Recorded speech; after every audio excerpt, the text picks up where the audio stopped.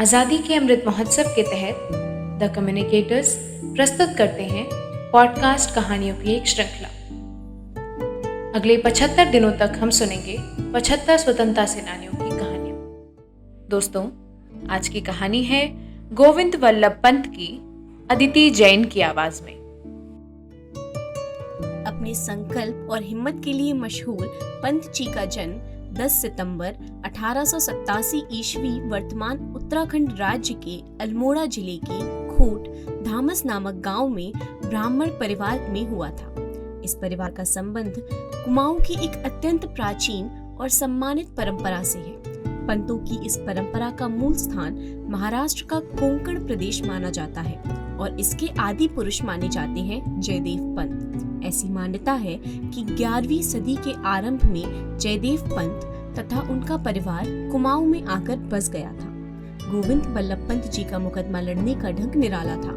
वो मुवक्किल अपने मुकदमों के बारे में सही जानकारी नहीं देते थे। पंत जी उनका मुकदमा ही नहीं लेते थे। काशीपुर में एक बार गोविंद वल्लभ पंत जी की धोती, कुर्ता तथा गांधी टोपी पहनकर कोर्ट चले गए। वहां पर अंग्रेज मजिस्ट्रेट ने उनके उस पहनावे पर आपत्ति की। पंत जी की वकालत की काशीपुर में धाक थी और उनकी आय 500 रुपए मासिक से भी अधिक हो गई थी। पंत जी के कारण काशीपुर राजनीतिक तथा सामाजिक दृष्टियों से कुमाऊं के अन्य नगरों की अपेक्षा अधिक जागरूक था। अंग्रेज शासकों ने काशीपुर नगर को काली सूची में शामिल कर लिया। पंत जी के नेतृत्व के कारण अंग्रेज काशीपुर को गोविंदगढ़ कहती थी। 1914 में काशीपुर में प्रेम सभा की स्थापना पंत जी के प्रयासों से हुई। ब्रिटिश शासकों ने समझा कि समाज सुधार के नाम पर यहाँ पर आतंकवादी कार्यों को प्रोत्साहन दिया जाता है। इसका परिणाम यह रहा कि इस सभा को हटाने के अनेक प्रयास किए गए और पंत जी के प्रयासों से वे सफल नहीं हो पाए। 1914 में पंत जी के प्रयासों से ही उदयराज हिंदू हाई स्कूल की स्थापना हुई।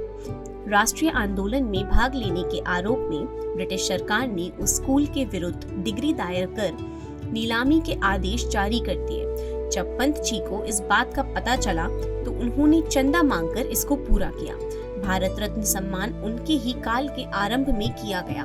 सन 1957 में गणतंत्र दिवस पर महान देशभक्त, कुशल प्रशासक, सफल वक्ता, तर्क का धनी एवं उदार मना पंत जी को भारत की सर्वोच्च उपाधि भारत रत्न से विभूषित किया गया।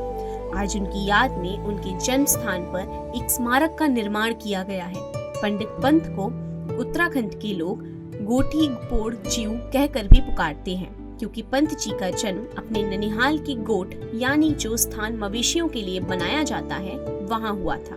गोविंद वल्लभ पंत जी की हार्ट अटैक के कारण 7 मार्च 1961 को मृत्यु हो गई। तो दोस्तों, ये थी कहानियां देश के महान नायकों। ऐसे ही और किस्सों और कहानियों को सुनने के लिए जुड़े रहिए द कम्युनिकेटर्स के साथ। जय हिंद, जय भारत।